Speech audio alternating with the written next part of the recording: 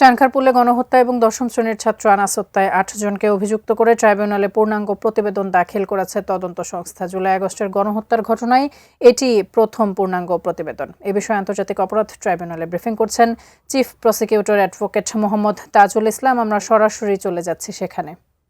তাদের সম্পৃক্ততা এখানে আমাদের তদন্তে আমরা পেয়েছি।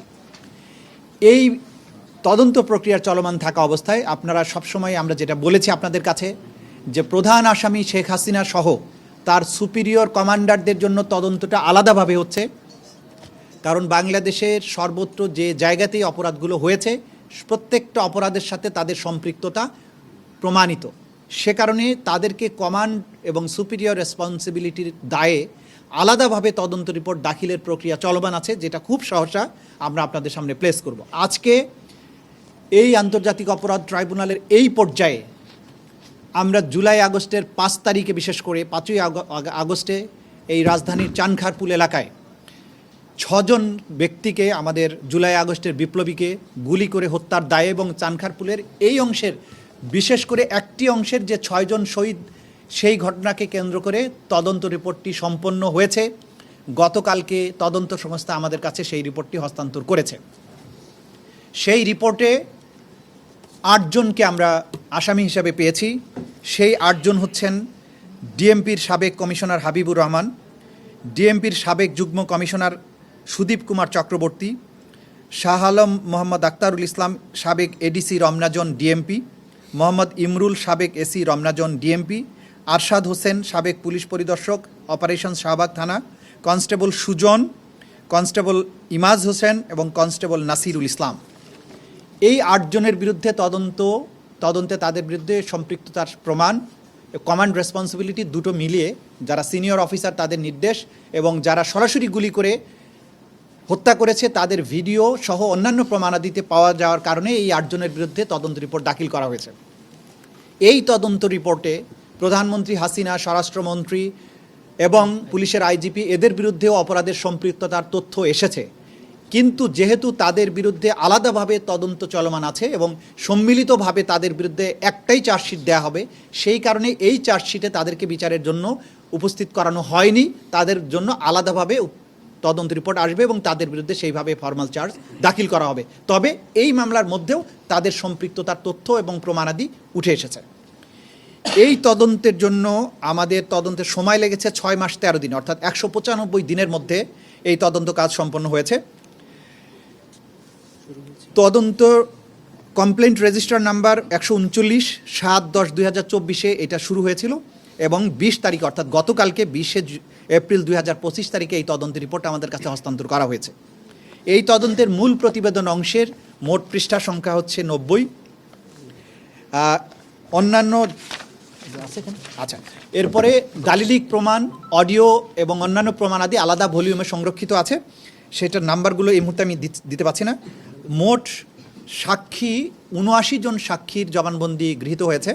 এখান থেকে আমরা যখন ফর্মাল চার্জ চিফ প্রসিকিউটর যখন ফর্মাল চার্জ দাখিল করবেন তখন এখান থেকে আমরা হয়তো সংখ্যা কমানো হতে পারে। আমরা দেখব যে সবচেয়ে বেস্ট যারা আছে তাদেরকে হয়তো উপস্থাপন করা হবে।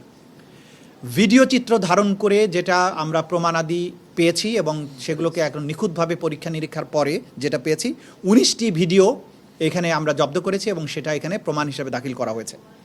পত্রপত্রিকার রিপোর্ট দাখিল করা হয়েছে মোট ১১টি। অডিও রেকর্ডিং দাখিল করা হয়েছে ২টি, তার মধ্যে প্রধানমন্ত্রী শেখ হাসিনার কল রেকর্ড আছে, যেই কল রেকর্ডের মাধ্যমে তিনি পুলিশকে মারণাস্ত্র ব্যবহার করে এই আন্দোলনকারীদের হত্যার নির্দেশ দিয়েছিলেন, সেটিও এখানে আছে।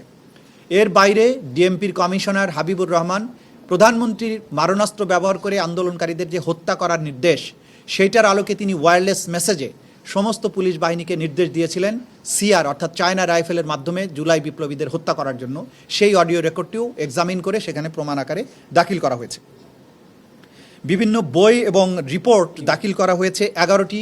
এর মধ্যে জাতিসংঘ যে বাংলাদেশে জুলাই আগস্টে সংগঠিত মানবতা বিরোধী অপরাধের উপরে যে তদন্ত রিপোর্ট করেছিলেন সেই রিপোর্টটিও আছে।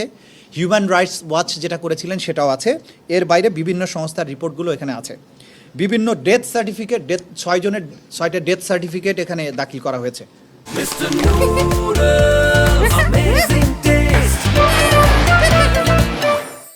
বুলেটগুলো আছে না? আচ্ছা, আরও অন্যান্য যে সমস্ত মামলার সাক্ষ্য প্রমাণের জন্য প্রয়োজন সেগুলো তারা জব্দ করেছেন। মোটা দাগে আমাদের আজকে জাতির কাছে মেসেজ হচ্ছে, আমাদের আন্তর্জাতিক অপরাধ ট্রাইব্যুনালের পুনর্গঠিত পর্যায়ের তদন্ত সংস্থা প্রথম মামলা হিসাবে চানখারপুলের এই 6 জন বিপ্লবীর হত্যাকাণ্ডকে কেন্দ্র করে যে তদন্ত সেটি সম্পন্ন করেছেন।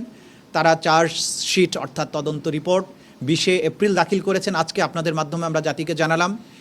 এটার পরবর্তী প্রক্রিয়া হচ্ছে এই চার্জশিটের ভিত্তিতে, প্রাপ্ত সাক্ষ্য প্রমাণের ভিত্তিতে, এটা চিফ প্রসিকিউটর বরাবরে তারা দাখিল করেছেন।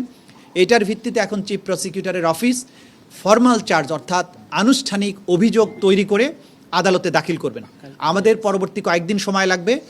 সেই কয়েকদিনের মধ্যে ফর্মাল চার্জ দাখিল করে আনুষ্ঠানিকভাবে এইটা তখন আমরা কোর্টে দাখিল করব। ফর্মাল চার্জ কোর্টে দাখিলের পরেই আনুষ্ঠানিকভাবে বিচারের যে যাত্রা সেটা শুরু হয়ে যাবে।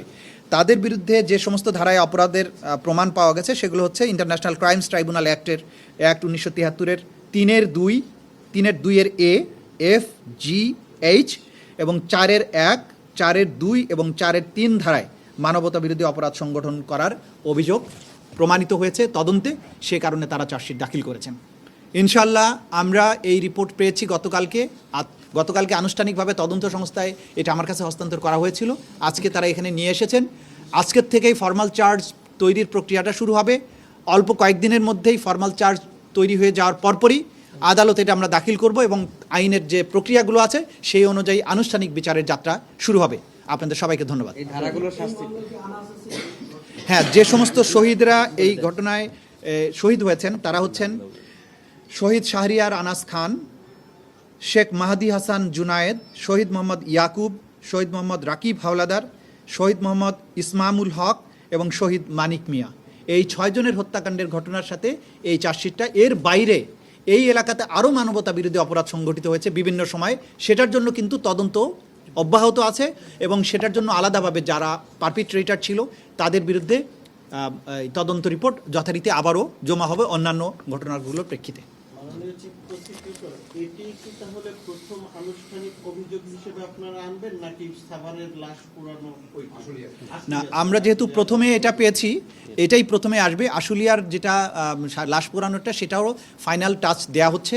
আপনারা জানেন যে যেহেতু তদন্ত সংস্থা প্রথমে একটা কিছু দিয়েছেন, তো এই ফিনিশিং টাচগুলো দিতে একটু আমরা বেশি সময় নিচ্ছি যাতে কোনো ভুল ভ্রান্তি না থাকে। সেটাও কয়েকদিনের মধ্যেই আশুলিয়ারটাও পাওয়া যাবে, হয়তো 1 সপ্তাহের মধ্যেই পরবর্তী তদন্ত রিপোর্টটা আসবে এবং সেটাও একইভাবে সেটারও ফর্মাল চার্জ দাখিল শুরু হবে। আশা করছি চানখারপুল এবং আশুলিয়া দুটো মামলার বিচার কার্য প্রায় একই সময়ে শুরু করা সম্ভব হবে। তবে এটি প্রথম। জি, 8 জনের কথা বলেছেন, তো 4 জন গ্রেপ্তার আছেন, 4 জন পলাতক আছেন, এখানে সাবেক ডিএমপি কমিশনার হাবিবুর রহমান আছেন। তো সেক্ষেত্রে এই 4 জন যারা ঊর্ধ্বতন এদের পলাতক, যেহেতু তাদেরকে ইন্টারপোলের কোনো সহায়তা নেবেন কিনা অথবা কোথায় আছে কি অবস্থায়, আমরা জানতে চাই 4 জনের বিষয়ে। সাথে আমি একটুখানি অ্যাড করতে চাই, এই যে আপনি হাবিবুর রহমানের বিরুদ্ধে চার্জটা একটু স্পেসিফাই করেছেন, আর বাকি যে 7 জন তাদের কার কি বলছিল এটা যদি অ্যাড করতে। এগুলো তো আসলে কতটা স্পেসিফাই এগুলো এখানে না বলা বোধহয় ভালো। নিচের দিকে যারা আছে তারা সরাসরি গুলি করেছেন, যেগুলো মানে মারণাস্ত্র দিয়ে, ফায়ার আর্মস, শটগান না, একেবারে রাইফেল এই জাতীয়। আর উপরের দিকে যারা ছিলেন তারা সরাসরি মাঠে থেকে কমান্ড করেছেন, কমান্ডার হিসাবে তাদেরকে, যেমন হাবিবুর রহমান তার নির্দেশ, সুদীপ কুমার চক্রবর্তী তারা ফিজিক্যালি প্রেজেন্ট থেকে তাদের ফোর্সকে অর্ডার দেয়া, আক্তারুল ইসলাম ফিজিক্যালি প্রেজেন্ট থেকে হুকুম দেয়া এবং তার সমস্ত প্রেজেন্স ভিডিওতে এগুলো পাওয়া, এগুলো আছে আর কি। আর এদের পলাতকদের বিষয়ে হাবিবুর রহমান ওয়্যারলেসের মাধ্যমে পুলিশ কমান্ড সেন্টার এইখান থেকে সবাইকে বলেছে সিআর ফায়ার করো, প্রধানমন্ত্রীর কাছ থেকে নির্দেশ এসেছে। সুতরাং প্রধানমন্ত্রীর নির্দেশ ওইটা আবার সে ফার্দার কনভে করছে তার গ্রাউন্ড লেভেলের ফোর্সের কাছে, এর মাধ্যমে কমান্ড রেসপন্সিবিলিটি এটা প্রমাণিত হয়েছে। পলাতকদের বিষয়ে কোনো আইডেন্টিফাই, পলাতকের ব্যাপারে যেটা আইন অনুযায়ী আমরা ব্যবস্থা গ্রহণ করব, যেগুলো যাদের বিরুদ্ধে ইন্টারপোলের নোটিশের জন্য আমরা অনেকগুলো পাঠিয়েছি, বাকি যারা আছে ইন্টারপোলের কাছে তখনই পাঠাতে হয় যখন নিশ্চিত হওয়া যায় তারা দেশের বাইরে আছে।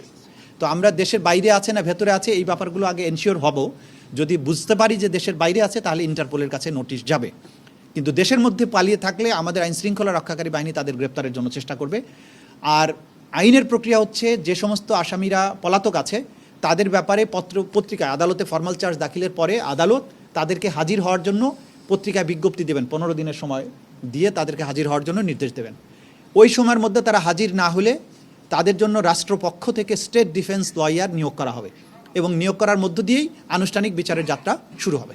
আপনি বলছিলেন যে এই প্রত্যেকটার সাথে শেখ হাসিনার সম্পৃক্ততা আছে, সেক্ষেত্রে শেখ হাসিনার মামলার যখন তদন্ত প্রতিবেদন বা ফরমাল চার্জ দাখিল হবে তখন এইগুলোও কি ওটার সাথে একসাথে যুক্ত হবে নাকি ওটা আলাদা করে নতুন করে আবার শেখ হাসিনার বিরুদ্ধে সমস্ত বাংলাদেশের সব অপরাধের বর্ণনা আসবে, সেক্ষেত্রে চানখারপুলের যে বর্ণনা সেটা ওটার মধ্যে সম্পৃক্ত হবে। এটা যেমন অ্যালোন চানখারপুলের ঘটনা, শেখ হাসিনার বিরুদ্ধে চানখারপুলের যে অভিযোগগুলো আসছে সেগুলো তার অভিযোগের সাথে যুক্ত হবে, তার সাথে যাত্রাবাড়ি যুক্ত হবে, নরসিংদী যুক্ত হবে, রংপুর যুক্ত হবে, এইভাবে বাংলাদেশের সব কিছু যুক্ত হবে এবং সেটা সুপিরিয়র কমান্ড রেসপন্সিবিলিটি আকারে তার বিরুদ্ধে আসবে। আপনি বলছেন এখানে ভিডিও অডিও সাক্ষী সবুজ সব আছে, কিন্তু চাঙ্কারপুরে তো একটা বড় ধরনের ঘটনা ঘটছিল, আসামি মাত্র 8 জন, এটা কি একটা প্রশ্ন আসবে না? আচ্ছা, যেটা আমরা বলেছি যে আমরা সব একেবারে টপ কমান্ডার এবং সরাসরি সম্পৃক্ত তাদেরকে বিচারের আওতায় আনব। যদি এখানে আপনি সব পুলিশকে বিচারের আওতায় আনেন তাহলে কখনোই এটা জাস্টিস হবে না বলে আমরা মনে করি, বা এটা প্র্যাকটিক্যাল না। সরাসরি সম্পৃক্ত যারা তারা এবং তাদের সুপিরিয়র কমান্ডারদেরকে বিচারের আওতায় আমরা আনছি, সে কারণেই 8 জনকে আইডেন্টিফাই করা হয়েছে। আরও যে সমস্ত ঘটনা ঘটেছে সেগুলোর জন্য তদন্ত অব্যাহত আছে, যেমন চানখারপুর এলাকায় শুধু পুলিশ না, কিন্তু সেখানে আওয়ামী লীগ, যুবলীগ, তাদের কমিশনাররা এরাও সম্পৃক্ত ছিল, তাদের ব্যাপারে আলাদাভাবে তদন্ত চলমান আছে এবং তদন্ত সমাপ্ত অন্তে তাদের বিরুদ্ধে চার্জশিট আসতে পারে, মানে সম্পৃক্ততা পেলে। এটা কিন্তু এন্ড না। চানখারপুলা এলাকার একটা সার্টেন টাইমের মধ্যে যে ঘটনাটা ঘটেছে এটা শুধুমাত্র তার চার্জশিট। ওই এলাকায় আরও যে সমস্ত অপরাধ হয়েছে সেগুলোর আলাদাভাবে তদন্ত চলমান আছে এবং সেখানে যাদেরকে পাওয়া যাবে তাদের বিরুদ্ধে চার্জশিট আবারও দাখিল হবে। না, আলাদা মামলায় আসবে, আলাদা মামলায়। এবং আপনাদেরকে আমি এটা বলে দিতে চাই, আপনারা আমাদের স্বাভাবিক আমাদের যে ধারণা যে একটা এফআইআরের মধ্যে আবার নতুন করে কিভাবে হবে, আন্তর্জাতিক অপরাধ ট্রাইব্যুনালের আইনে কিন্তু আমাদের কোনো আইনগত বাধা নেই। যে কয়েকজনকে সম্পৃক্ত পেয়ে আমি চার্জশিট দাখিল করলাম, এর বাইরে যত ঘটনা থাকবে আলাদাভাবে চার্জশিট দাখিল হতে আইনগত কোনো বাধা নেই।